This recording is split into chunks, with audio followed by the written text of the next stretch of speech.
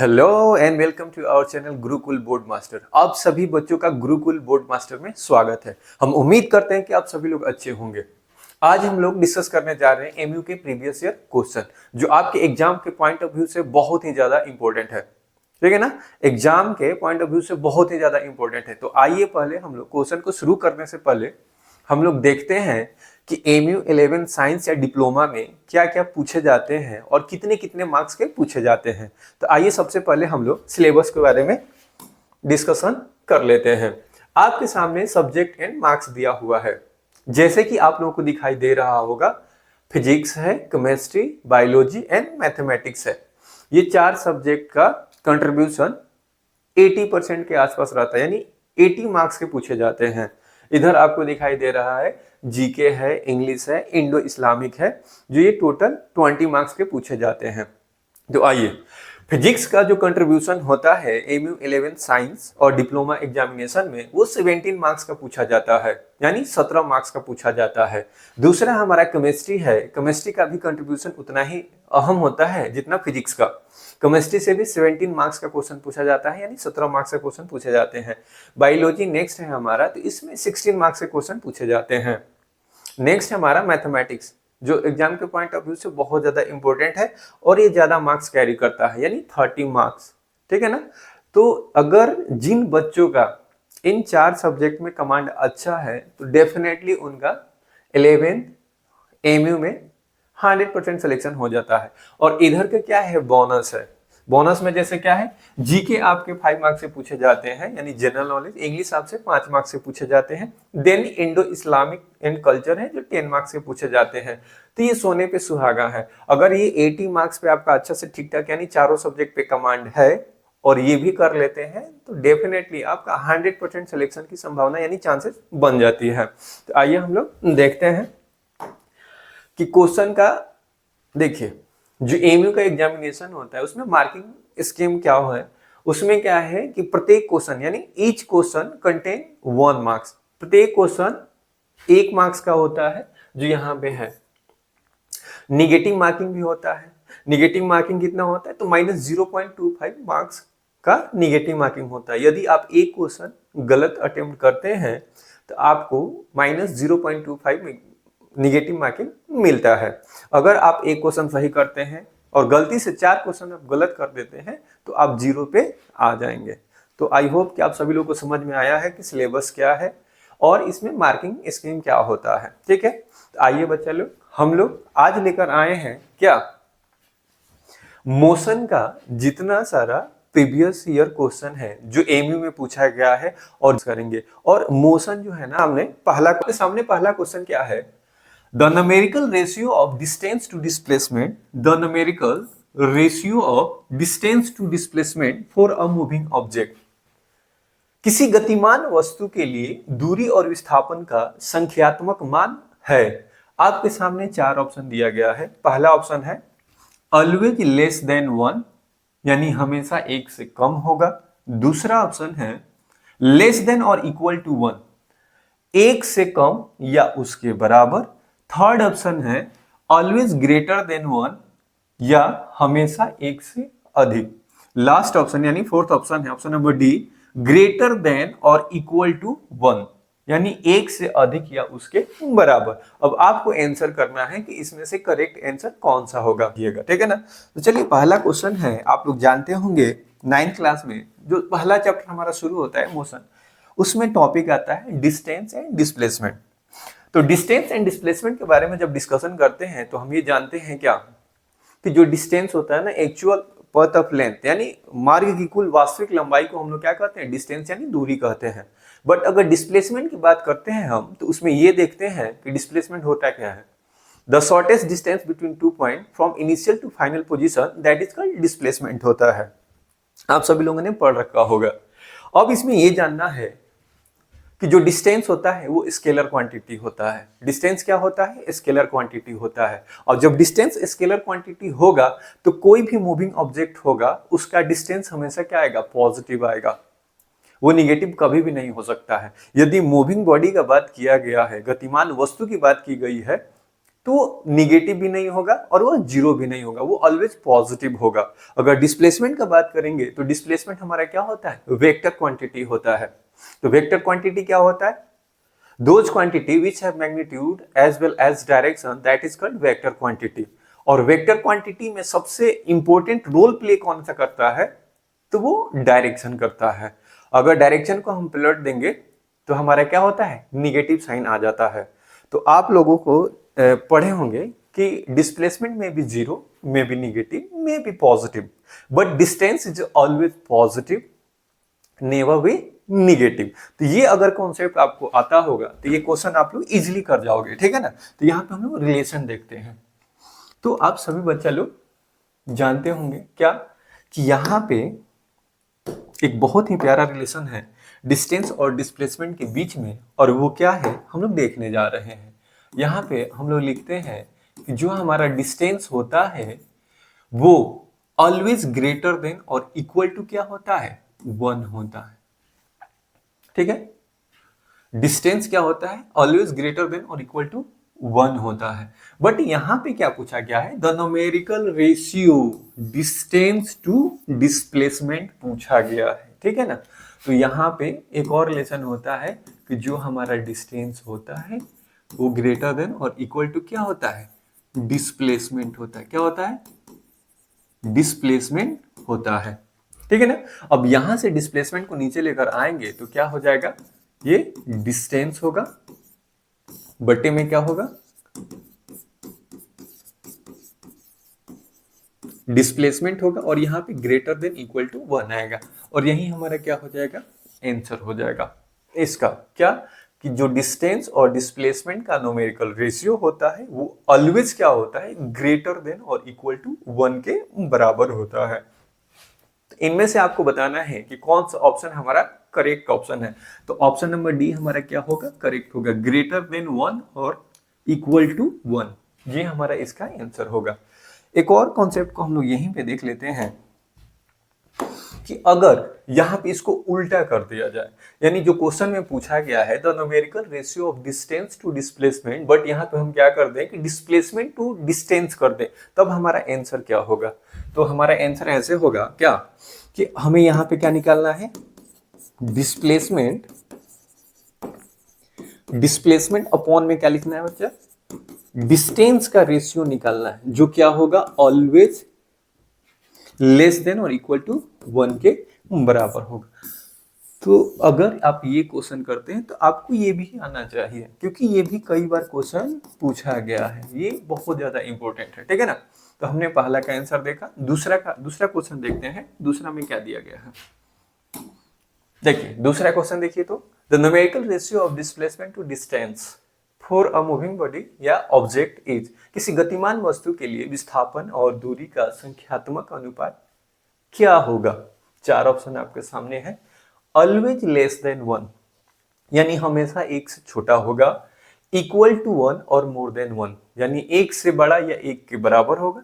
तीसरा ऑप्शन जो दिया हुआ है option C, always more than 1, यानी हमेशा 1 से बड़ा। लास्ट वाला ऑप्शन है इक्वल टू 1 और लेस देन 1। तो आपको बताना है, इसके पहले हमने डिस्कस किया था क्या, देखिए यही वाला रिलेशन यही पूछा गया है क्या, डिस्प्लेसमेंट अपॉन डिस्टेंस का रेशियो पूछा गया है, तो लेस देन और इक्वल टू क्या होगा, 1 हो जाएगा। तो यहाँ पे ऑप्शन में देखेंगे कि जो हमारा लेस देन और इक्वल टू 1 होगा वही हमारा फाइनली क्या हो जाएगा, आंसर होगा। तो इसमें देखिएगा always less than 1, equal to 1, more than 1, always more than 1, equal to 1 और लेस देन 1। तो ऑप्शन नंबर डी हमारा क्या हो जाएगा, करेक्ट आंसर हो जाएगा। तो आइए हम लोग नेक्स्ट क्वेश्चन को देखते हैं। अगला क्वेश्चन है आपके सामने। क्वेश्चन क्या है, a train travel some distance with a speed of 30 kilometre per hour, ठीक है ना, and returns with a speed of 45 kilometre per our, the average speed of the train is, यानी कोई ट्रेन है 30 किलोमीटर प्रति घंटा की गति से कुछ दूरी तय करती है तथा 45 किलोमीटर प्रति घंटा की गति से वापस आती है, तो ट्रेन की औसत गति बताना है आप सभी लोगों को, ठीक है ना। यानी जैसे मान लीजिए कि कोई ट्रेन है पॉइंट ए से पॉइंट बी तक जा रही है, ठीक है ना। ए से बी जाने के क्रम में जो ट्रेन का स्पीड दिया हुआ है वो दिया है कितना, 30 किलोमीटर पर आवर दिया हुआ। इसको आप V1 मान लीजिए, ठीक है ना। इसमें ये भी बोला गया है सेम डिस्टेंस है, तो जब ट्रेन रिटर्न हो रही है यानी बी टू ए आ रही है तो उस समय ट्रेन का जो वेलोसिटी दिया हुआ है यानी स्पीड दिया हुआ है वो कितना है, 45 किलोमीटर पर आवर दिया हुआ है। अब हमने यहाँ पे वेलोसिटी बोला है, तो जब कोई वस्तु स्ट्रेट पाथ पे यानी रैखिक किसी सरल रेखा पे गति करती है तो उसका स्पीड और जो वेलोसिटी होता है वो सेम सेम होता है, ठीक है ना। तो उसमें टेंशन वाली कोई बात नहीं। हमें क्या पूछा गया है, हमसे पूछा गया है एवरेज स्पीड यानी औसत चाल बताना है। अब इसका औसत चाल निकालने का फॉर्मूला आप लोग क्या जानते हैं, अगर आपको फॉर्मूला मालूम होगा तो आप लोग इजीली इसको सॉल्व कर पाएंगे।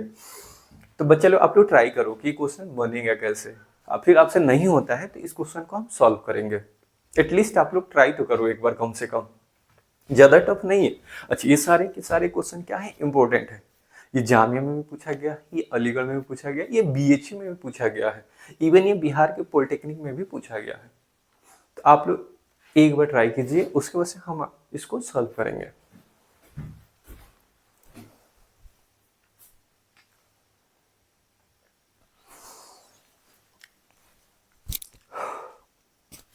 आइए मेरे प्यारे बच्चों, इस क्वेश्चन को हम लोग सॉल्व करते हैं। अब इसमें ना आपको लगेगा कि जो डेटा है ना इनसफिशिएंट है, तो सर ये क्वेश्चन सॉल्व कैसे होगा। तो आइए हम लोग बताते हैं, इसका एक शॉर्टकट ट्रिक होता है, देन उसके बाद से हम बताएंगे कि ये पारंपरिक तौर तरीके से कैसे क्वेश्चन बनेंगे। तो बच्चे लोग इसके लिए ना एक फॉर्मूला आप लोग जहन में रख लीजिए, क्या कि जो हमारा एवरेज स्पीड होता है वो क्या होता है। इसके लिए यहां का मैं बता रहा हूं, ठीक है ना, 2V1 इंटू क्या हो जाएगा V2, और यहाँ पे क्या हो जाएगा V1 प्लस क्या हो जाएगा V2 हो जाएगा, ठीक है ना। तो इस फॉर्मूले का यूज करके हम लोग क्या करेंगे, निकाल लेंगे, इजिली निकल जाएगा, ठीक है ना। अब देखिए क्या है, V1 30 किलोमीटर है, V2 कितना है 45 किलोमीटर है। अगर सॉल्व करने के लिए जाएंगे तो यहाँ पे क्या होगा, 2 इंटू V1 बराबर कितना है 30 किलोमीटर पर आवर, देन कितना है 45 kilometre per hour, then 30 kilometre per hour plus 45 kilometre per hour. आप ना भी लिखिएगा तो कोई मैटर नहीं है, ठीक है ना। अब देखेंगे क्या है, इसको जब हम ऐड करेंगे तो क्या हो जाएगा 17 हो जाएगा, और इसको करेंगे तो 60, तो 60 इंटू 45, ठीक है। और यहाँ पे क्या हो जाएगा, ये हो जाएगा 75 हो जाएगा। अब इसको कटाएंगे तो क्या हो जाएगा, 15 से कटाएंगे तो कितना हो जाएगा, यहाँ पे 5 आ जाएगा, और यहाँ पे कितना आ जाएगा 3 आ जाएगा, और यहाँ पे कितना 12 आएगा। तो 12 में 3 से मल्टीप्लाई करेंगे, 12 3 जा कितना हो जाएगा 36 किलोमीटर पर आवर आपका आंसर आएगा। अब इसमें से ऑप्शन देखेंगे कि हमारा 36 किलोमीटर कौन सा है। पहला ऑप्शन 36 किलोमीटर पर आवर है, तो यही हमारा क्या हो जाएगा फाइनली आंसर हो जाएगा। तो मैं उम्मीद करता हूं कि यहाँ पे हमने जितने भी क्वेश्चन किया है आप सभी लोगों को समझ में आया होगा, यानी क्वेश्चन नंबर 3 भी समझ में आया होगा। अच्छा, इसको अगर पारंपरिक तौर तरीका से हम बनाने के लिए जाएंगे तो थोड़ा समय लगेगा, ठीक है ना। अभी हमारे पास उतना समय नहीं है। जब हम क्या कराएंगे, इस चैप्टर का ना वन शॉट रिवीजन कराएंगे ना, तो उसमें इस कॉन्सेप्ट को भी हम बताने का कोशिश करेंगे, ठीक है ना। तो आइए मेरे प्यारे बच्चे लोग, पहले इसको ना स्क्रीनशॉट ले लीजिए, देन उसके बाद से नेक्स्ट क्वेश्चन की तरफ हम लोग बढ़ेंगे।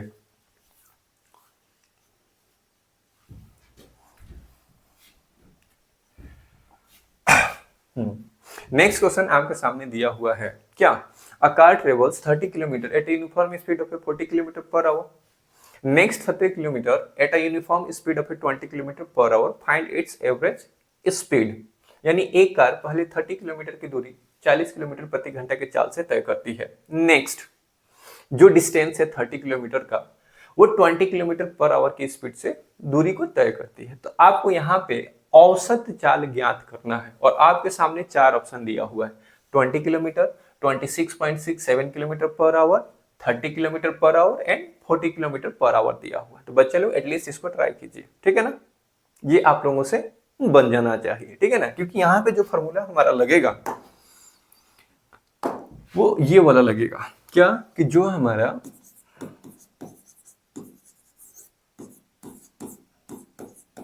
एवरेज स्पीड होता है वो क्या होता है, टोटल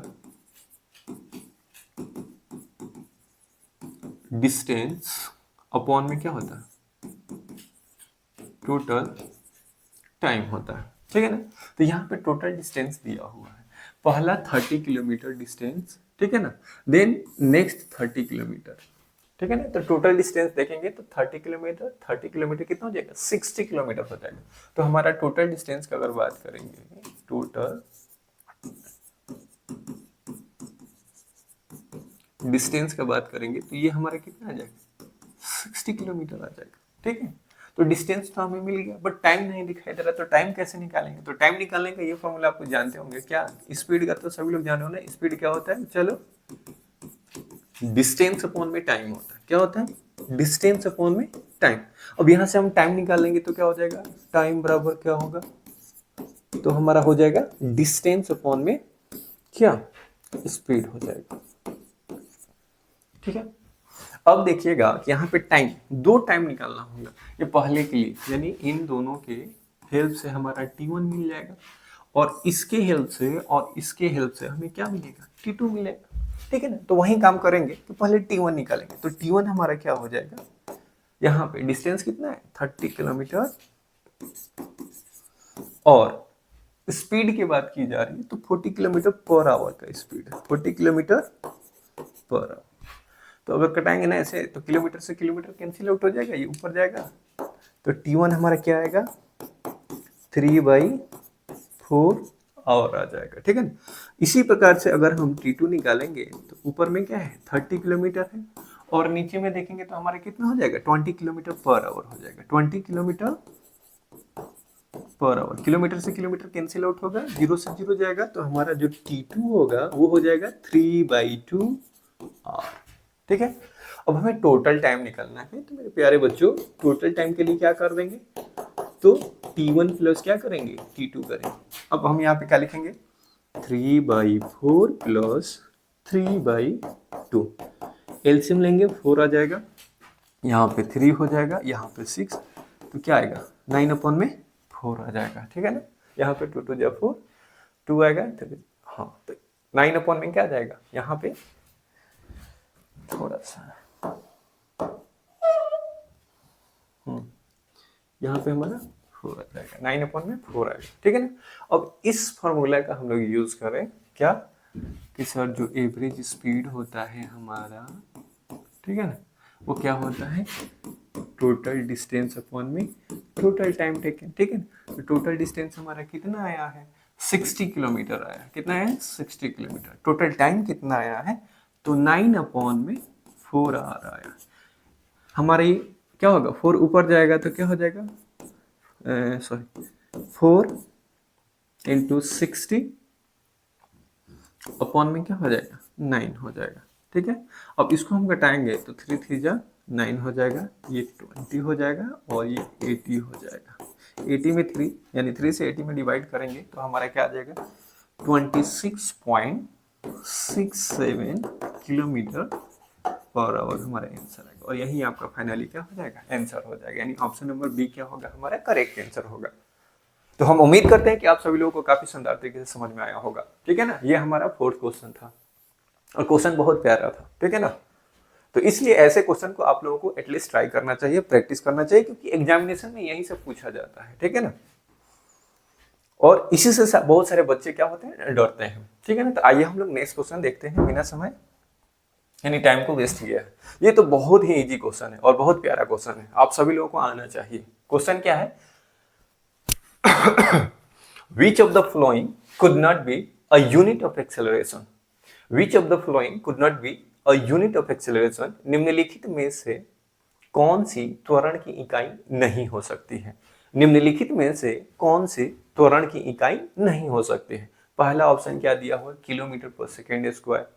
दूसरा ऑप्शन क्या दिया हुआ है, सेंटीमीटर पर सेकेंड स्क्वायर। तीसरा ऑप्शन क्या दिया हुआ है, किलोमीटर पर सेकेंड। और लास्ट यानी फोर्थ ऑप्शन क्या दिया हुआ, मीटर पर सेकेंड स्क्वायर। तो हम जानते हैं क्या कि जो हमारा एक्सेलरेशन होता है वो क्या होता है, v माइनस यू अपॉन में टी होता है। और इसका जो एस यूनिट आता है ना वो क्या होता है, मीटर पर सेकेंड स्क्वायर होता है। तो अब देखिए, मीटर को हम किलोमीटर भी लिख सकते हैं, ठीक है, और बटा में माइनस सेकेंड स्क्वायर भी लिख सकते हैं, ठीक है। मीटर पर सेकेंड स्क्वायर भी लिख सकते हैं, और तीसरा सेंटीमीटर पर सेकेंड स्क्वायर भी लिख सकते हैं। तो ये तीनों त्वरण का हमारा क्या हो सकता है, यूनिट हो सकता है। बट इसमें एक ऐसा यूनिट है जो नहीं हो सकता, एक्सेलरेशन का यानी त्वरण का यूनिट नहीं हो सकता, वो ये है, यानी ऑप्शन नंबर सी हमारा क्या हो जाएगा, करेक्ट आंसर होगा। तो ये भी क्वेश्चन बहुत सुंदर था और आप लोगों को समझ में आएगा। बहुत सारे मोर देन 90% पीपल कर भी लिए होंगे, ठीक है ना। तो आइए हम लोग नेक्स्ट क्वेश्चन जो देखते हैं। अगला क्वेश्चन आपके सामने है कि which of the following can sometimes be zero for a moving body. फिर से मैं क्वेश्चन को रिपीट कर रहा हूं, which of the following can sometimes be zero for a moving object. एक गतिशील वस्तु के लिए निम्नलिखित में से क्या कभी कभी शून्य हो सकता है। एक गतिशील वस्तु के लिए निम्नलिखित में से क्या कभी कभी शून्य हो सकता है। पहला ऑप्शन दिया है एवरेज वेलोसिटी, यानी औसत वेग यहां पे बोला गया है, क्या, औसत वेग। दूसरा दूरी दिया हुआ है, ठीक है। तीसरा ऑप्शन क्या, औसत चाल है, यहां पे क्या है, औसत चाल दिया हुआ। और लास्ट में क्या है, विस्थापन है। तो कोई गतिमान वस्तु के लिए क्या क्या शून्य हो सकता है, ठीक है। तो हम देखेंगे क्या कि एक टर्म था क्या, डिस्प्लेसमेंट।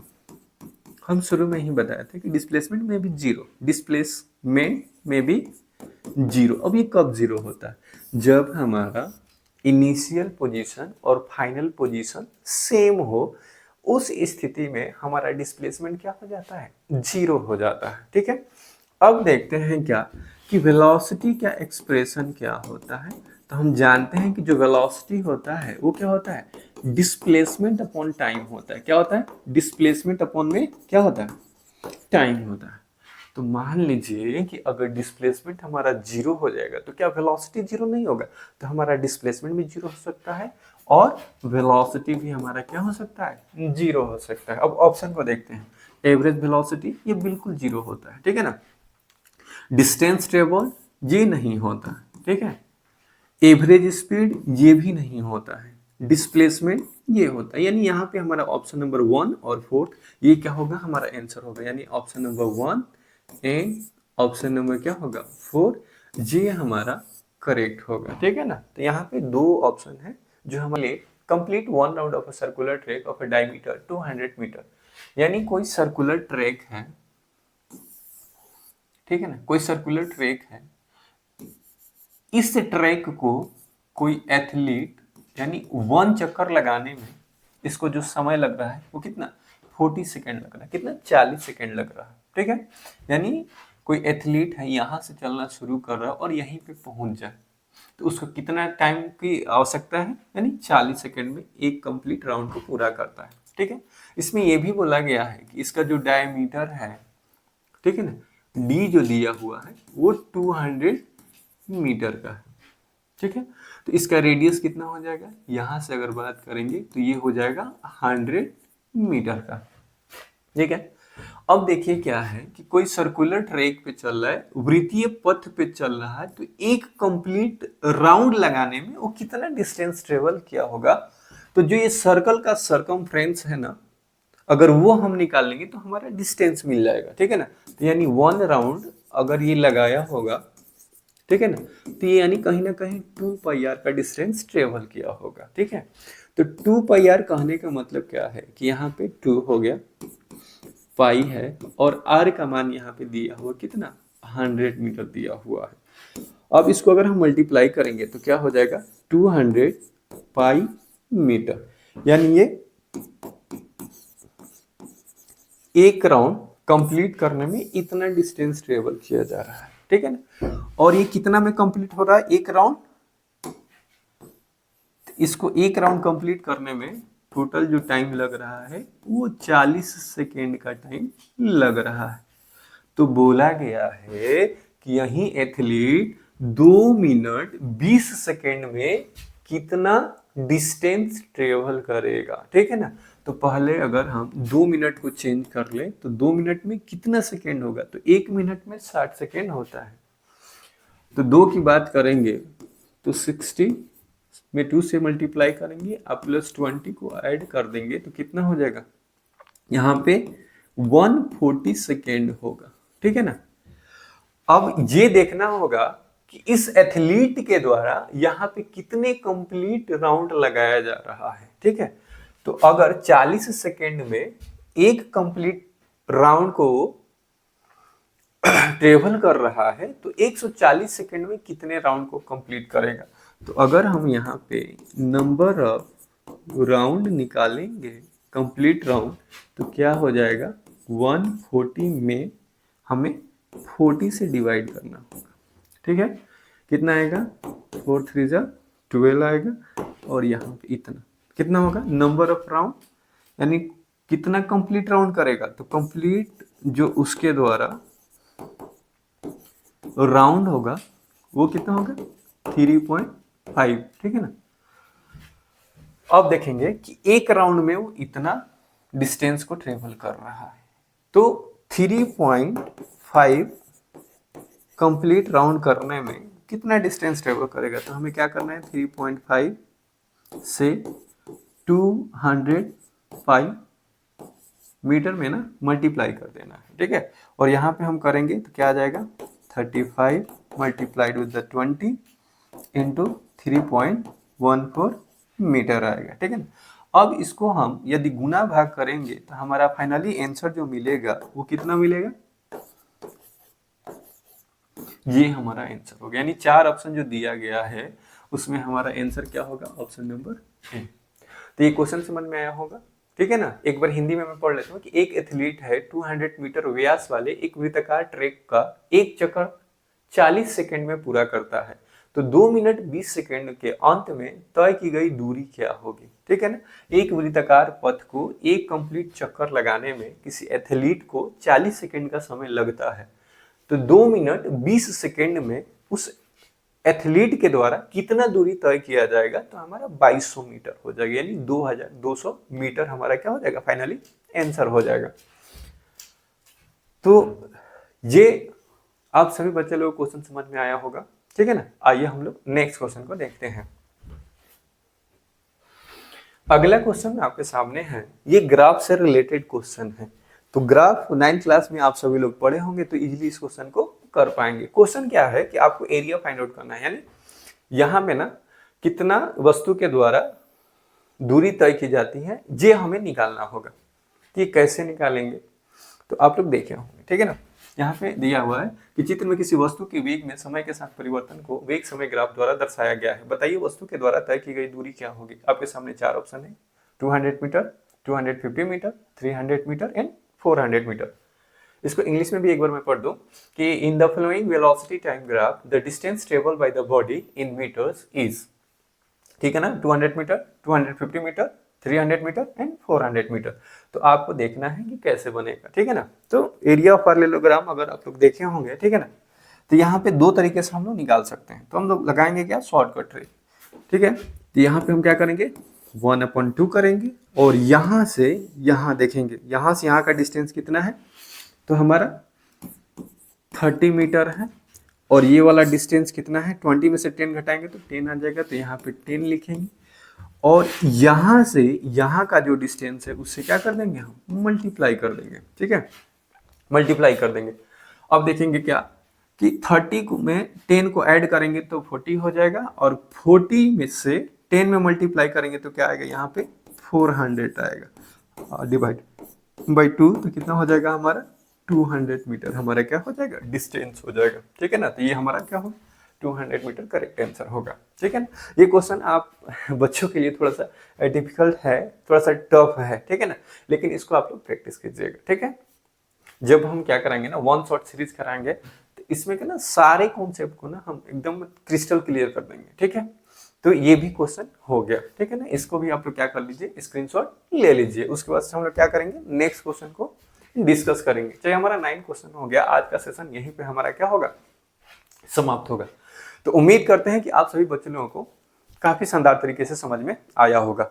इसी प्रकार का वीडियो पाने के लिए आप बच्चा लोग हमें सपोर्ट करो और ज्यादा से ज्यादा अपने दोस्तों के पास हमारे वीडियो को शेयर कीजिए, लाइक कीजिए और हमारे चैनल को सब्सक्राइब कीजिए। अगर आप हमें सपोर्ट कीजिएगा तो हमें मोटिवेशन मिलेगा।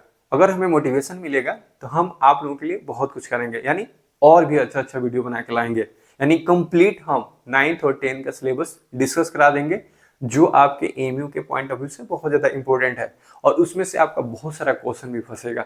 तो प्लीज बच्चा लोग आप हमें सपोर्ट कीजिए, ज्यादा से ज्यादा आप अपने दोस्तों के पास हमारे चैनल को शेयर कीजिए, लाइक कीजिए, सब्सक्राइब कीजिए। थैंक्स फॉर वॉचिंग एंड जय हिंद।